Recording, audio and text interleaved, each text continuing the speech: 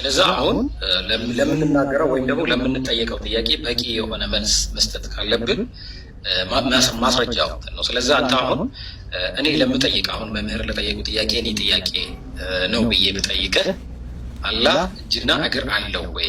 አዎ ወይም ደግሞ የለውም ትለኛለህ። አላህ እጅና እግር አለው? ኢብራሂም ማስረጃ አለ ይህን ጥያቄ ለመጠየቅ? አንተ ማስረጃ እንድትሰጠኝ ነው እኔ እየጠየቅኩ ያለሁት።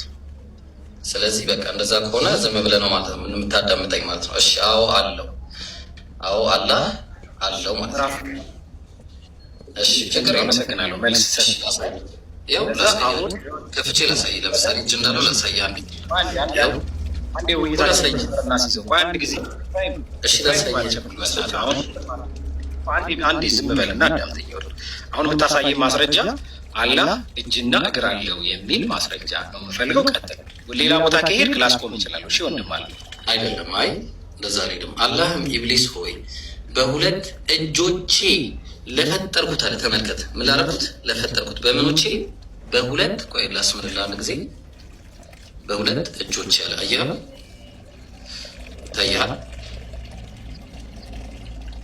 ይኸው አየህ። ይታያል። በጣም ጥሩ። ስለዚህ መልሱ ተመልሷል። እሺ እዚሁ ላይ ደብል ስታንዳርድ አድርጌ እጠይቃለሁ።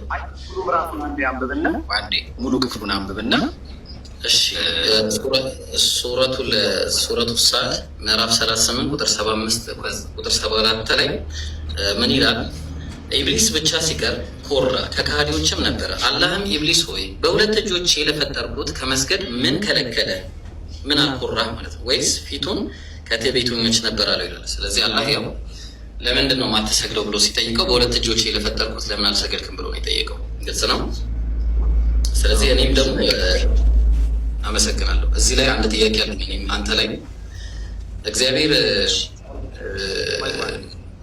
እሺ ኢብራሂም ወይ ጥያቄ እንዴ ከዛ በኋላ ቅድም ተጠየቅኩኝ ድጋሚ አሁንም አንተ ልጠይቀኝ ነው? እኔ አልጠይቅም። ይኸውልህ የመምህርን ጥያቄ መልሰህላቸዋል። ችግር የለውም በቃ ጠይቅሽ፣ ችግር የለውም ሂደሽ። እኔ ሙስሊም መልሳለሁ። ቀጥል ሂድ።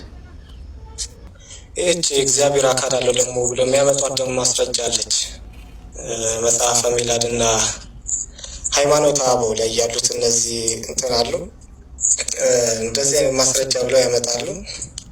ያው እነሱም ደግሞ ብዙ ጊዜ እንትን ምላሽ ተሰጥቶበታል። ለምን መጽሐፈ ሚላድ እና ሃይማኖተ አበው አሁን የቅርብ ጊዜ በ15ኛው ሴንቸሪ የተተረጉሙ ናቸው። ለዚህ የትርጓሜ ስህተት አለባቸው መጽሐፈ ሚላድ እና ሃይማኖተ አበው ላይ።